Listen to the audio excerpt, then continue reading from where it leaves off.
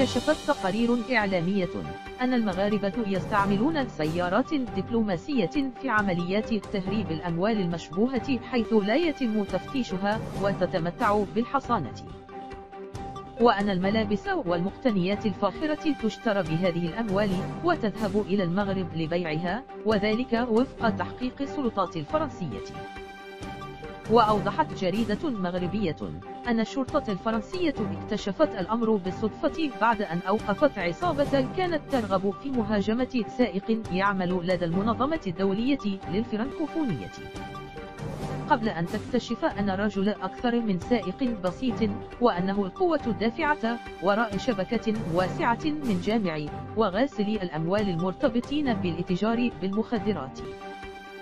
وتبين أن السائق المغربي لا يتمتع بأي حصانة عكس سيارته المسجلة في السلك الدبلوماسي، حيث وجدت الشرطة بحوزته حوالي 100,000 يورو.